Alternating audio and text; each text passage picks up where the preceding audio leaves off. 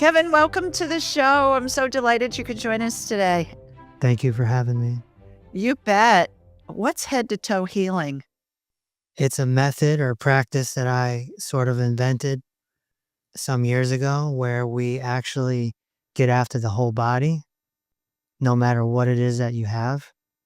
And we do that by combining nutrition, by combining postural alignment therapy, and by combining mindfulness training. So what we're doing is we're going after the vehicle, the fuel that goes into the vehicle, and the onboard computer that controls the vehicle.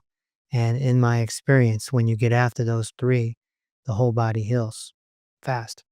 So it's the whole mind, body, spirit thing where, you know, it's not segregated, siloed areas like the cardiologist and the neurologist and the whatever. Right, right. And that's a big part of my message in my books and my videos and whatnot is if you go to the medical system, what I call the medical monopoly, then they're going to look at you through the eyes of specialty. So the foot doctor isn't on the same page as the brain doctor.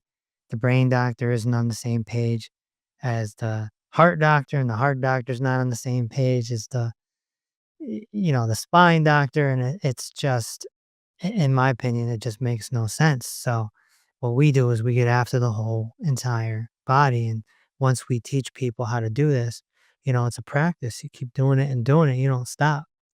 So, healing is a verb. It's a verb. So you keep practicing head to toe healing and you keep your body in a state of regeneration. All right. So say more about that the person practices. So they come see you or see one of your practitioners. What happens? And then what's their homework, for lack of a better term, for them to do to keep practicing it on themselves? Yeah. So we used to take one-on-one clients. We no longer do that because we've been attacked pretty viciously by some people. And so what I did is I started a virtual learning membership. And so people come into the membership and it's very much like a school. So we have classes, we have courses, we have community, and we just show them how to do this practice. And so they're healing themselves. And it gets us out of the zone of practicing without a license. Okay. So you were attacked by the medical establishment? Oh yeah, and vigilantes, some people get on their high horse and they're just like, "This guy's dangerous," and they report me and they send threats and stuff like that. So it's surprisingly dangerous business. Interesting. Goodness. Okay, so I agree with you. I do energetic healing. I'm a medical intuitive. It's like I'm a human MRI, Kevin, and I can see inside somebody's body with their permission, broken bones, torn ligaments, viral infections, bacterial infections, cancer, whatever.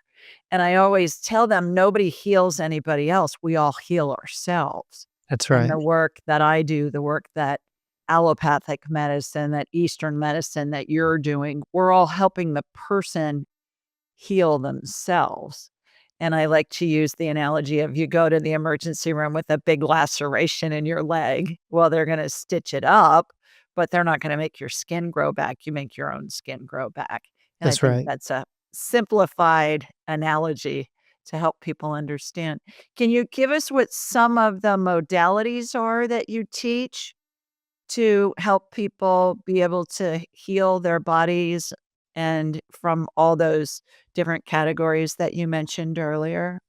Yeah, it's just the three that I mentioned. So it's clinical nutrition, postural alignment therapy, and then mindfulness training. Okay, can you say a little bit more about each one?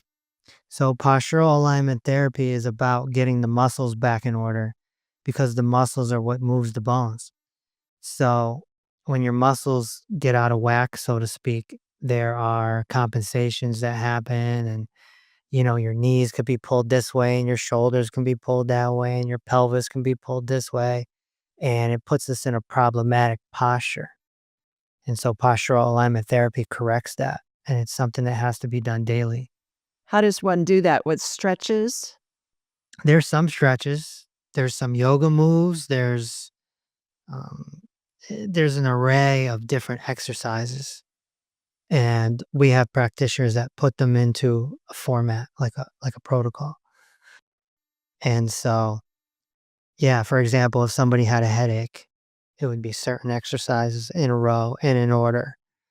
And does it vary in times? Like, if you have a headache, it'll take you 5 minutes. If you have a backache, it might take you 15 or 20?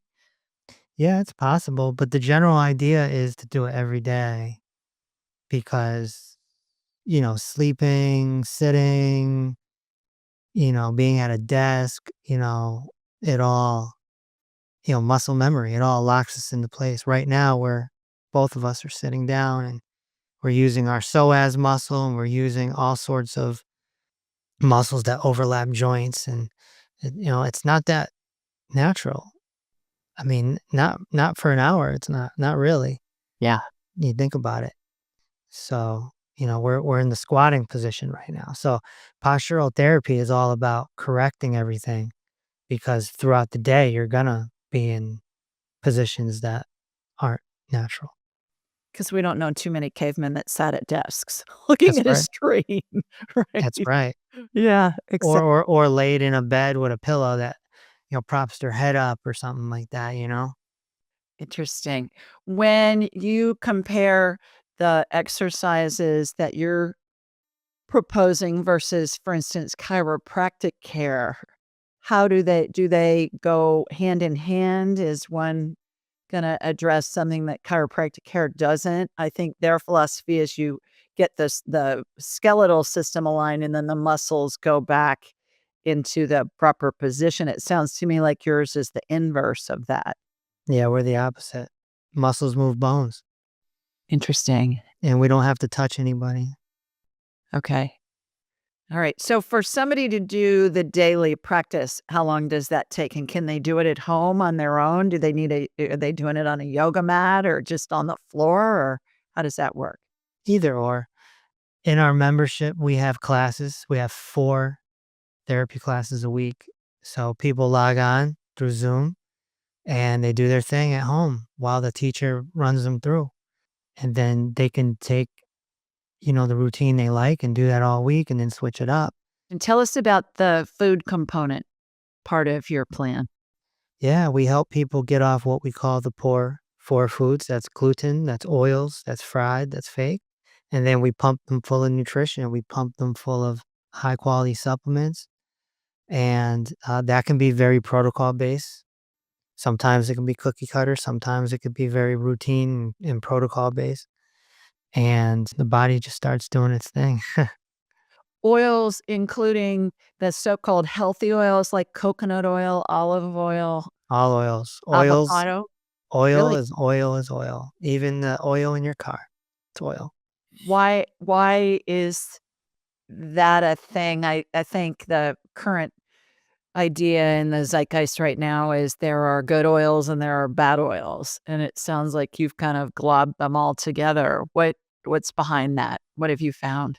Because it oxidates with the air. So it doesn't matter if it's a good oil or a bad oil, it's going to be exposed to the air for more than 15 minutes. It's going to oxidize just like an avocado when you open it up on your counter. It's the same thing. It's just you don't see it because it's hidden in a dark bottle. And so what is the oxidized oil? What problems does that cause? Free radical damage, it goes into your body and it bonds with cells. So we're talking about cellular damage here. And that can lead to cardiovascular disease, it can lead to what we call the sea monster and things of that nature. Mhm. So, any other fats that you espouse? Yeah, fats in their whole form are fine.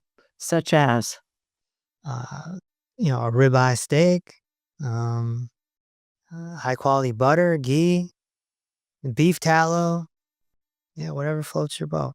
Yogurt, interesting. but oils are, it's fat juice. It's a great way to put it. I It's haven't fat. thought of it. It's fat juice. It's not natural. It's not something that you would be out in the wild and be like, oh, let me get my fat juice. You just wouldn't. In the 80s and 90s, the Mediterranean diet was promoted very heavy, and we started getting on oils and cardiovascular disease shot through the roof. Yeah. And it did when fats were restricted. That's right. Yeah, That's right. That's all right. fats, not just Absolutely. oils. Absolutely. And so, there was a campaign when Crisco came out, was the 1950s, I believe, and it was patented by Procter and Gamble, and they wanted to promote Crisco. So they put out a campaign saying that animal fats were bad and vegetable fats were good. And there's the birth of it right there. And, there's a lot of people want to debate, but, the bottom line, the bottom line is that heart disease is the number one killer in the world right now in 2025. So obviously, none of this worked. Statin drugs don't work.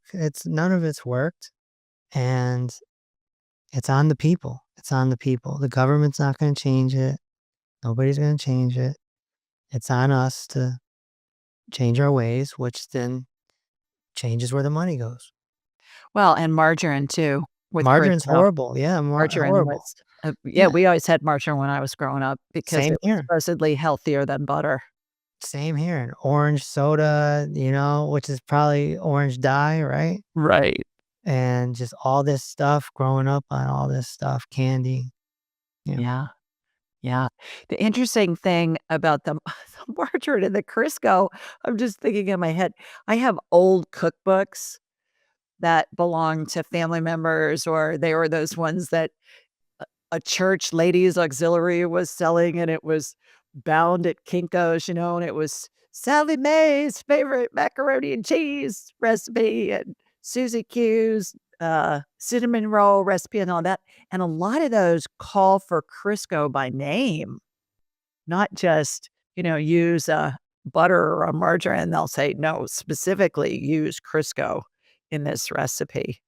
Which is fascinating when you think about the power of marketing. How were we all sold on the fact that that was gonna be healthier than butter and regular animal fat? A big part of my work is talking about the human mind. I even wrote a book about it called Cheat Code.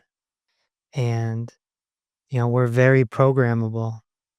You can program anything. So how do we defend against that? We have to wake up. We have to learn that our thoughts aren't necessarily us. Our emotions aren't us. We have to just be watchers and look really closely and understand that, when it comes to health, we're being scammed. I mean, we're really, really being scammed at a high level. And that's why I wrote Medical Monopoly. This is the book that I'll probably be known for a few generations, even though I have 10 books. But this is the one because it'll be passed around because it's a wake up call. It breaks down the entire medical system and how they are scheming us, and how we're programmed to look at our white coat as an authority figure. My doctor said that, you're at the family barbecue and, you're sitting there and talking to Auntie Jane or whoever. And she's like, my doctor says it's genetic. And you're like, well, my doctor says, yeah, yeah, the doctor says this, I got to get on this pill. And it's like, you sit there and you have doctor conversations. And when you're a kid, you got to get a doctor's note to get out of school or now they have mental health days. Uh, you know, I remember when I was a teenager, there was a big show on TV called ER.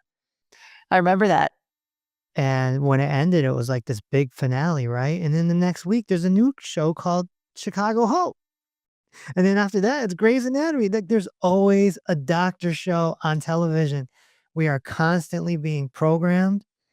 And if you watch really, really closely, you will notice that it's all emergency room based, usually. And so what they do is they promote doctors as heroes in the emergency room, which can absolutely be accurate, but that's not your primary care physician. How did you get interested in helping people and helping people heal in particular?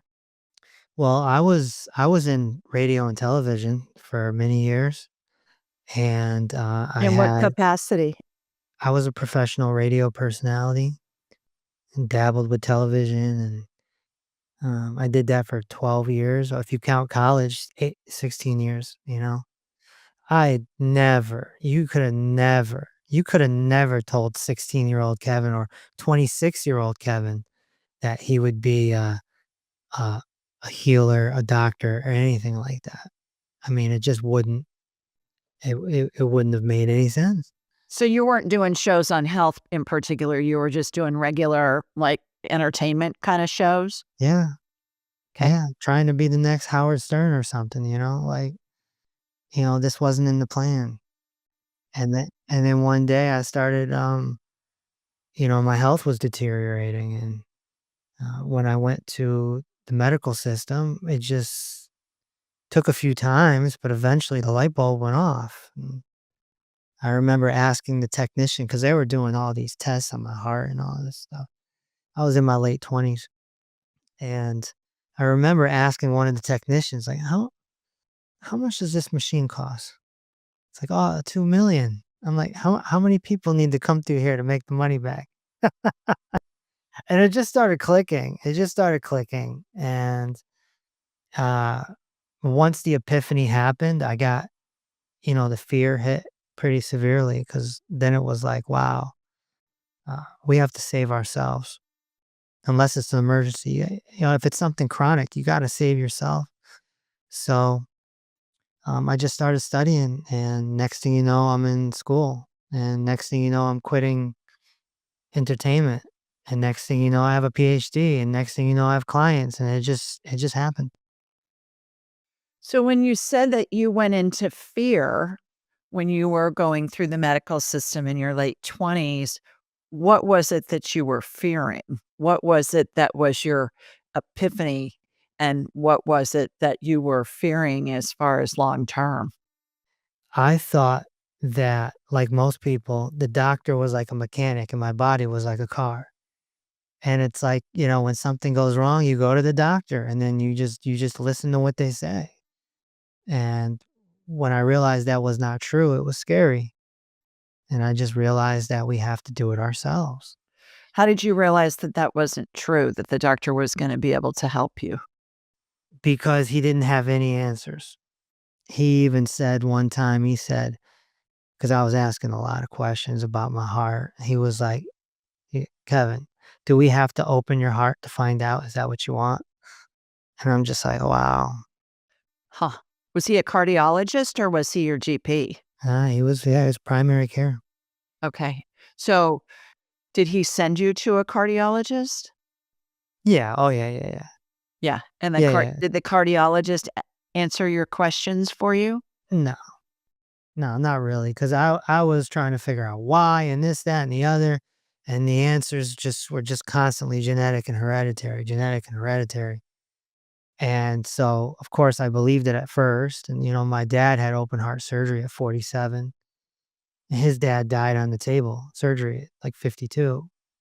So they're pumping fear into me, you know what I mean? At the time, I'm in my late 20s, and it's like, well, at the time I'm talking to you, I'm 45, and, I have had scans, I'm clean, it's like, I don't know about this. But, uh, yeah, I just figured out we have to take it into our own hands. And, sometimes you hire a little help to guide you, such as people hire us or come into our membership, or, somebody that needs help with something may hire you. Like, sometimes we need a little guidance, but, the white coats have no guidance.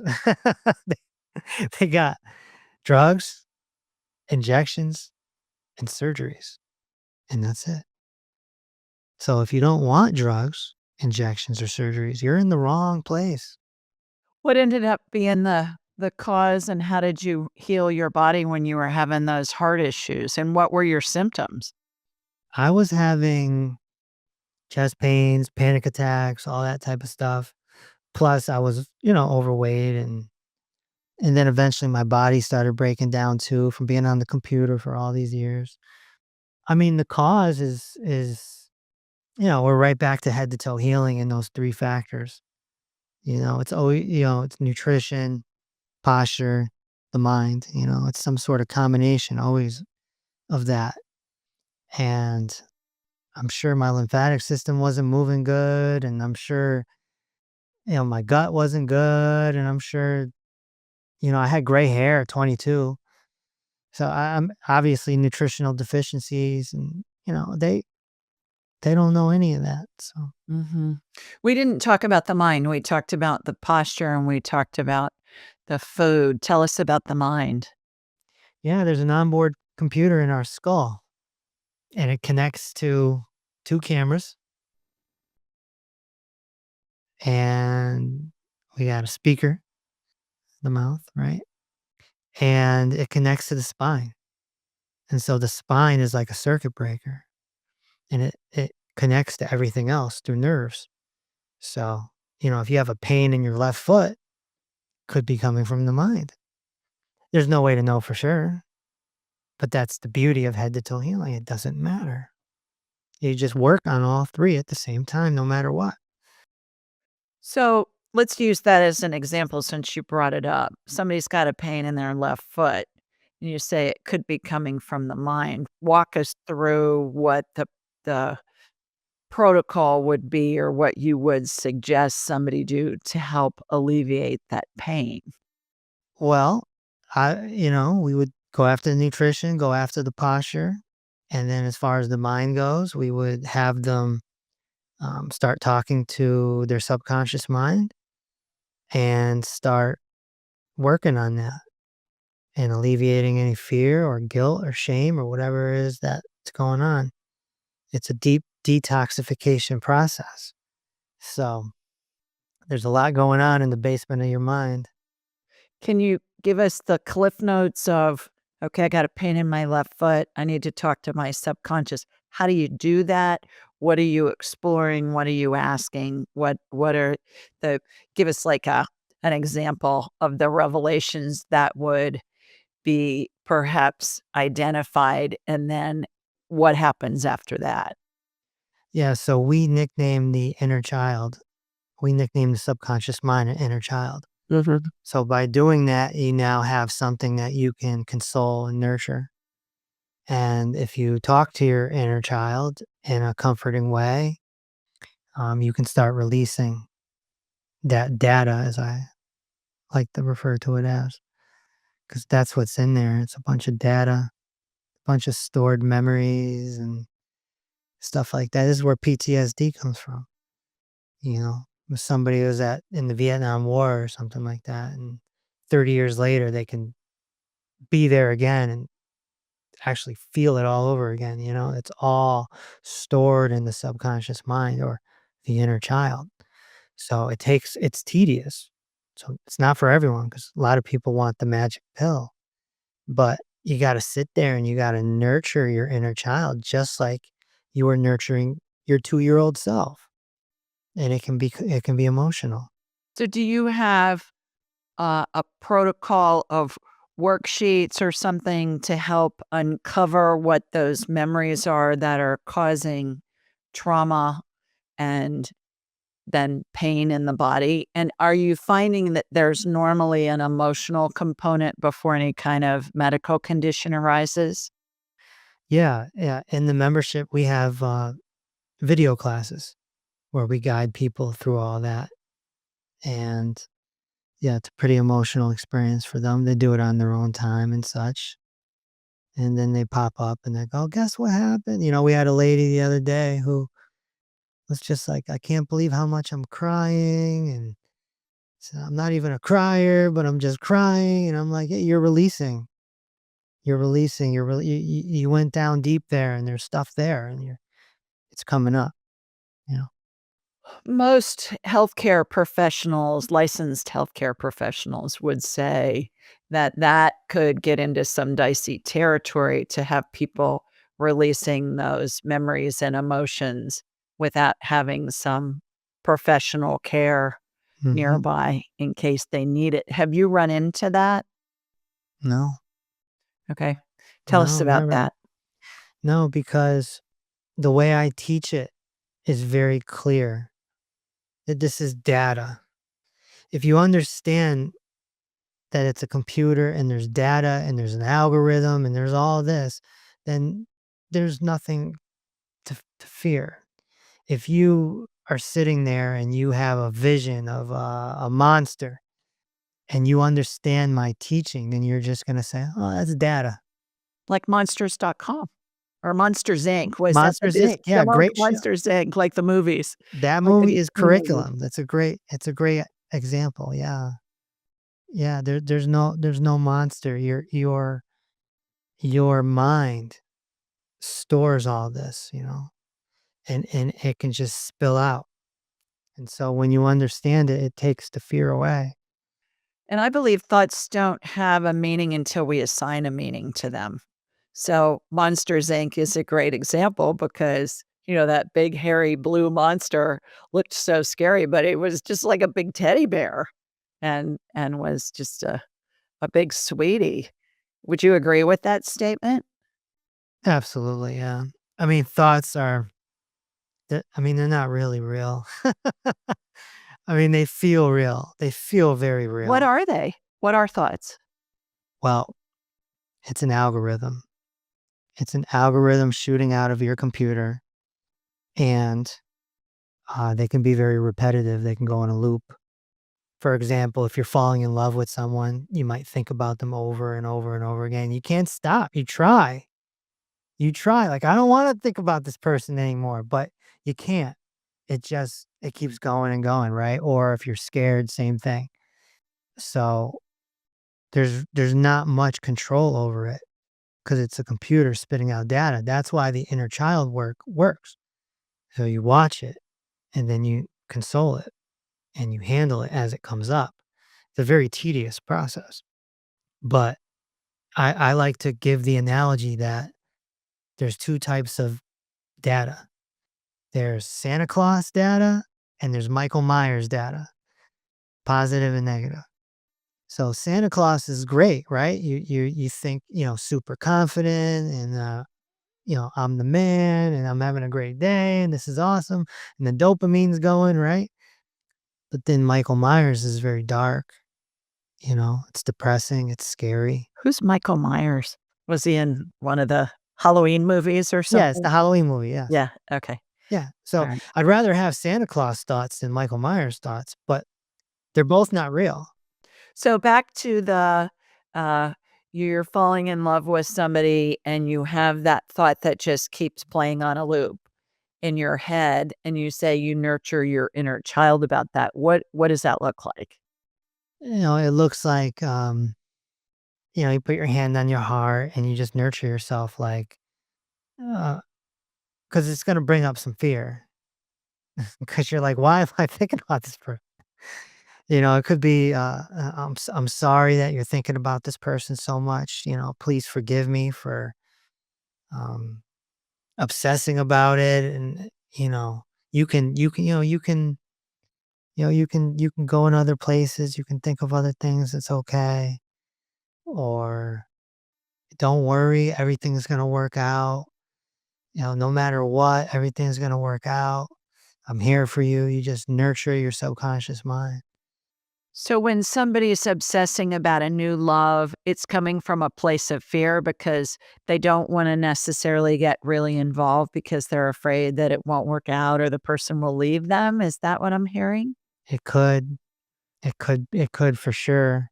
Nobody wants to be broken up with, right? Or if somebody, relationships can be very, um, there's a lot of responsibility. It's like you're picking up another job almost in a way. It's like there can definitely be fear because drastic change is one of the poor four fears, as I call it. So there's embarrassment, there's drastic change, there's insanity, and there's death.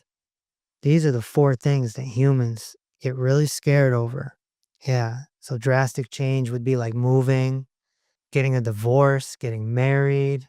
Is there a way to address those 4 principal fears up front and negate them before they materialize? Or is it just a matter of we deal with them as they pop up? as they pop up. Okay. You can't really control the mind. A lot of people, talk about mind control and stuff like that, but you don't want to get into a fight with your mind. This is where the insanity comes. You don't want to do that.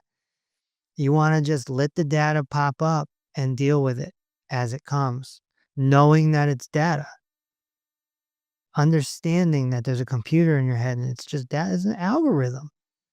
It's an algorithm. That's why, if you're a kid watching a certain TV show and let's just say you had ice cream every time you saw that TV show, well, even as an adult, that TV show might get mentioned at a family barbecue and you're automatically gonna think of ice cream. Yeah.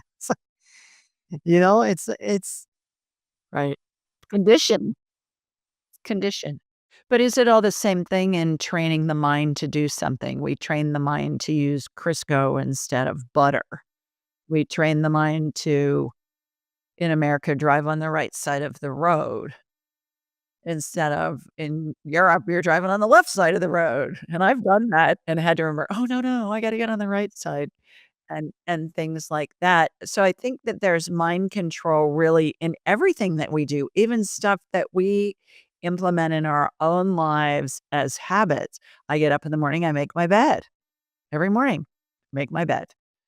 Is that mind control if I controlled my mind to do that? no, no, because there's another part of your mind that's like an executive or an adult, if you will.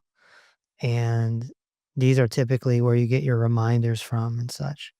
Brush your teeth, make your bed, take a left at the light. That's not the inner child. The inner child goes off on tangents. And that's when you start dreaming, dreaming and dreaming and dreaming, you know? And you could go into the past and start thinking about that thing that happened to you when you were 12. Or you can go into the future and think about the meeting you have on Friday. And, it can be a not so good place, either one, because all we really have is now. So, how do we differentiate between that aspect of the inner child and the imaginative aspect where we're envisioning things we want to manifest that are going to be beneficial and fabulous for us? Yeah, in my book, The Cheat Code, I just break it down as using your imagination as a tool. But you're not going to carry the hammer around with you all day. You just use it and then drop it. So, yeah, when you want to manifest something or change your life in that way, you can definitely use your mind as a tool. But it's not as good as the present moment. It never will be. So, say more about that. You're using your imagination to envision something that you want to happen, perhaps, versus you're in the present moment. You wanna go on vacation in Tahiti, but you're in Pittsburgh right now in the present moment. Talk to us more about that, about how to manifest. Yeah, I mean, the present moment is, the truth. There's no past, no future. You're just here, just like you were when you were 1 years old, 2 years old, before language was a big deal, or, you know. But yeah, you can use your mind as a tool to manifest the job you want, the relationship you want, perhaps the money you want. Certainly, because there's a computer in your head and it has a frequency. And so it goes out into that God force. It goes out into that divinity. And you co-create, and you can help heal your body like that. Say more about that. You're imagining what you want. Talk to us about sending out that frequency, and does it attract a similar frequency? Walk us down that path. For healing and then for, let's say, a job. Yeah, you can absolutely attract things. You just raise your frequency and put yourself into that state. And, you're walking around Earth with a high frequency, a high positivity. As long as you don't come down into that, the scarcity and lack and all that, start getting scared again, then it should work. Some people call it the law of assumption, the law of attraction, the law of this, the law of that. But No reason to complicate it. It's just a computer in your head. It shoots out, there's a frequency. There's a frequency on this computer we're using right now. Feel it, you know? And so, but the present moment is still where you want to be. It's just very, very hard to get there. And in ancient times, anyone that did get there permanently, they used the term enlightened. That's the term that they use. So it's a very rare human being. If you can find one that is there, it's very rare. It's one in a million. Probably, literally, probably. Is there a way for us to help facilitate us being in the present moment? Is it through meditation? Is it through prayer? Is it through thought control? Is it through some other methodology? I think one of the best ways to do it is through a mantra, a phrase that you constantly repeat in your head, because that will distract the inner child from drifting. Because it's the inner child that drifts. You don't have to worry about the adult. It's okay for them to go, you got to brush your teeth. So that's okay. That's like, 3 seconds of a reminder, but the inner child is what's going to drift. And, next thing you know, you're, daydreaming about something that just doesn't even matter. If you're repeating a phrase in your head, like, let's just say, thank you, thank you, thank you, thank you, thank you, thank you. And your mind is constantly just saying, thank you, thank you, thank you, thank you. It's going to distract your mind from daydreaming, and it'll raise your frequency because it's a place of gratitude.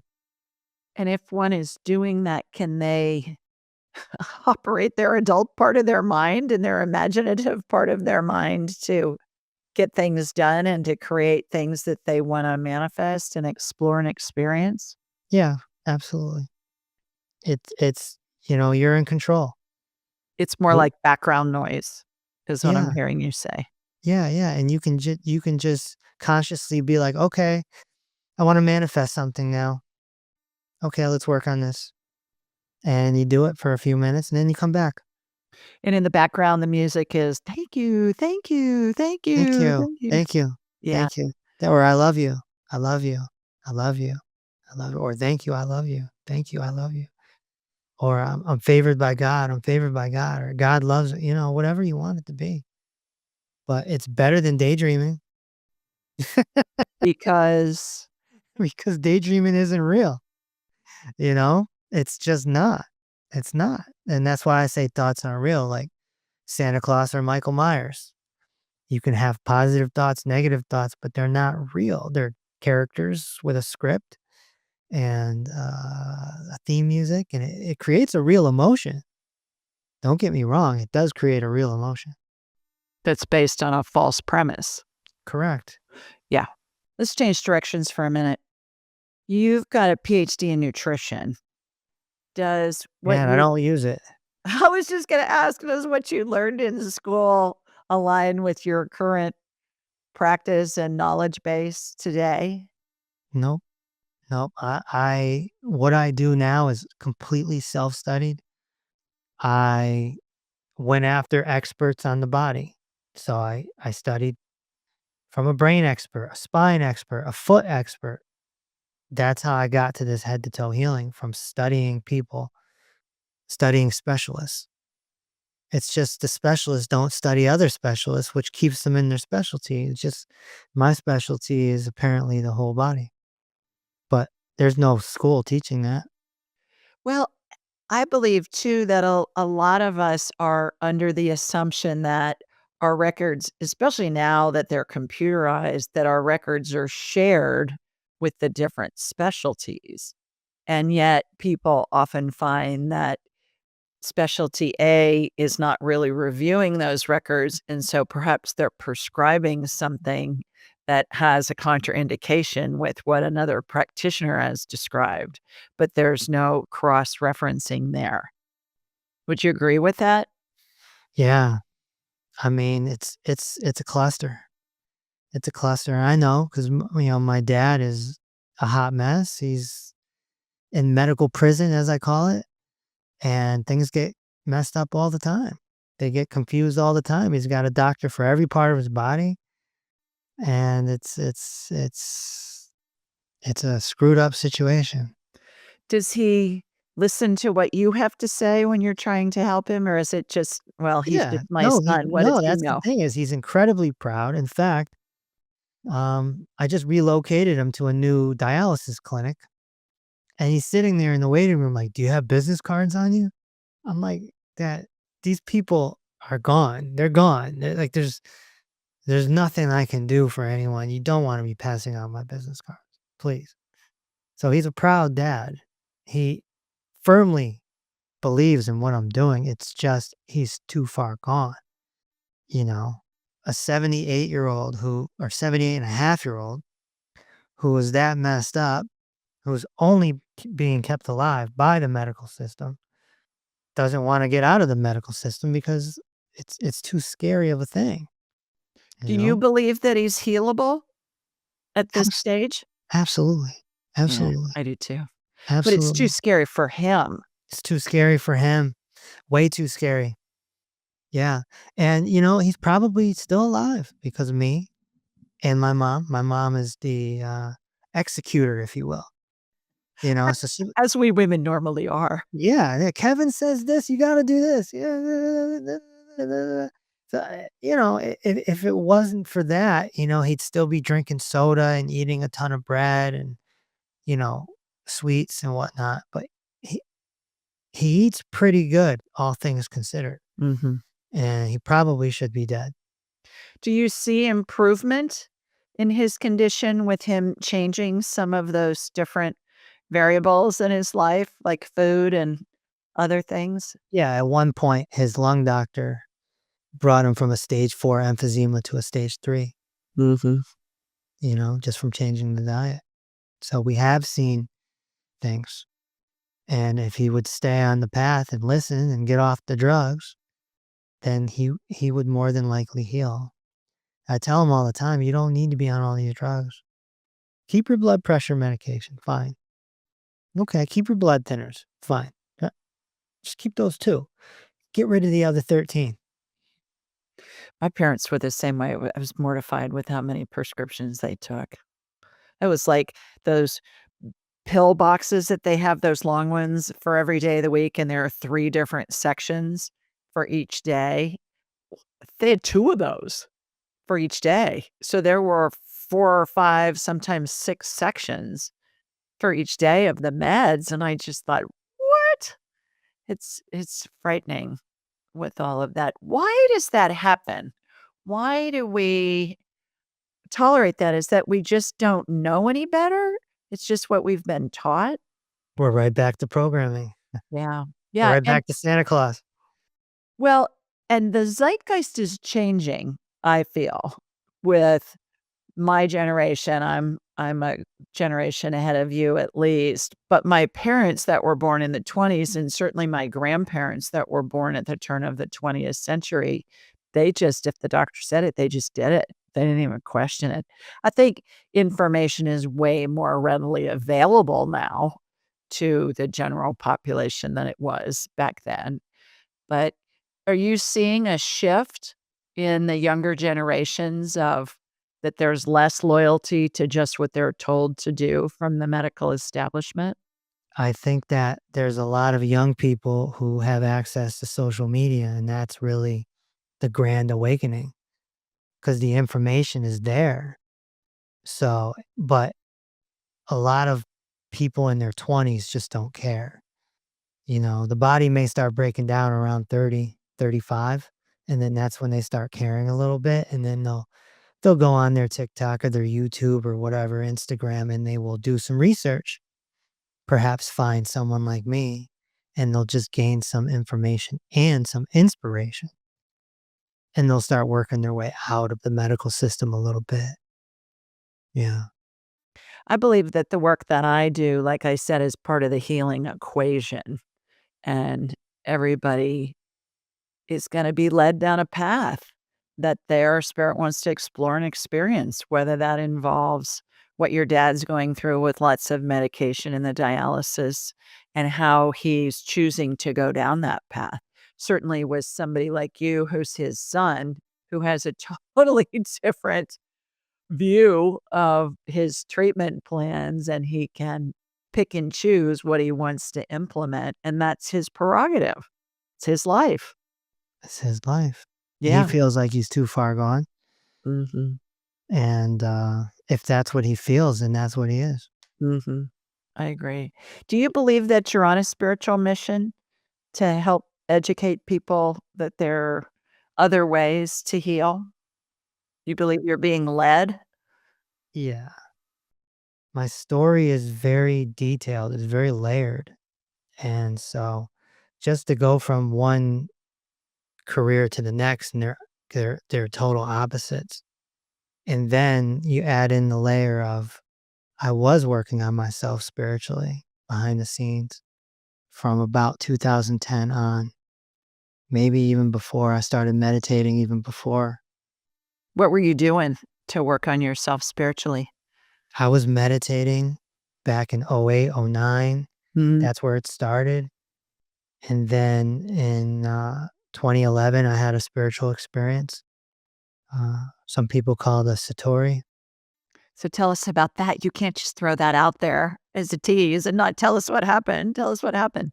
I was going through a dark experience and, my mind just stopped.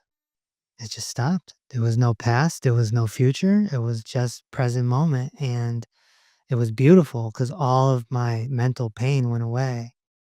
But then it all came back after an hour or so. And I was like, what Were the you heck was that? meditating? No, no, no. I was pacing. I was pacing and, I just collapsed onto the couch. And then once it happened, I just started laughing. Like, you ever see a Joker movie or something? It's just laughing like the Joker. But then it all came back. And then, of course, that's when I realized that I was like, what's that? How do I get it back? Long story short, I ended up at an ashram in New York and I met a man who became, my spiritual father or mentor, whatever term you'd like to use. And, he mentored me for 7 years. And the story is very, very layered. It's very layered. And, it goes underneath the health stuff.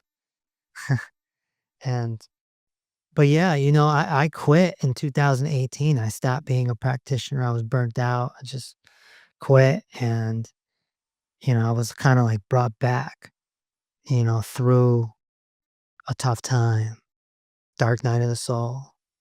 And so I remember dropping to my knees one night and like talking to the sky, talking to God and being like, if you get me out of this, what do you want? You want me to help people again? Like, what do you want?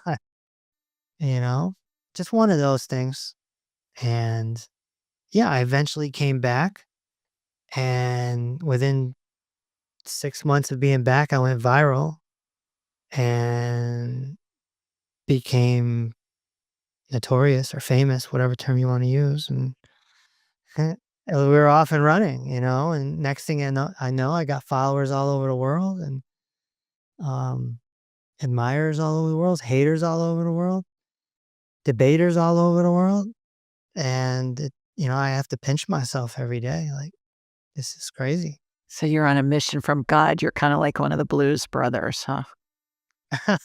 I gotta see now. I gotta go watch that movie. I know. Is that great? Every time I hear that, "I'm on a mission from God," I always think of those guys on the old Saturday Night Lives doing that. I mean, I'm definitely on a mission. It's unfortunately it's a dangerous mission, but Why is it dangerous? they don't like me doing what I'm doing. Who's they? Whoever they are. No, I just get a lot of threats and stuff. So, Like, death threats or oh "We're yeah, gonna arrest you" threats or what? yeah, court, um, death threats. Really? Yeah, Wow. yeah. Wow. Last question, why do we incarnate? Why do we incarnate? To do it over? To try and get it right? What's it? I think there's different layers. I think my understanding is that there's two types of awakenings. There's the awakening of the heart, and there's the awakening of the mind. The mind is probably higher than the heart, but the heart, that compassion that makes it all worthwhile. So if I had to assume, it would be to open your heart and stop your thoughts at some point. That's the game. That's the whole game, to stop your mind. Like it stopped for me, even if just for an hour, you know? And it happened again 10 years later. What happened in that situation? It just stopped. It just stopped. I remember going on a walk and just looking at the trees and being like, wow, my mind's not moving right now. Wow. It's beautiful. Huh. Do you think that you were in a different reality? What do you think was going on? No, no. I just think that my mind stopped. The inner child stopped. And it's just a computer. If you look at it like that, it doesn't have to be any deeper than that. I look at the mind just like the heart or the liver. It's a thing inside of you that you were given, and it operates a certain way. So I think that when the inner child shuts up, finally shuts up, you are now in a state of permanent inner peace. Because if the mind didn't move, you'd be blissed out. You'd be blissed out. You'd just be so joyful and, like a baby, you know. I always joke around when I see a baby. I'm like, you're happy because you don't have bills. That's the only reason why you're happy. It's just a joke, but it's like, if your mind shuts up, you don't really have worries. You don't have these negative emotions anymore because there's no more fear. There's no more anger. There's none of that. But it takes a long time to get there. It's not a 10-minute process. It could be a lifetime process. It could be a few lifetime processes. Interesting. But who knows?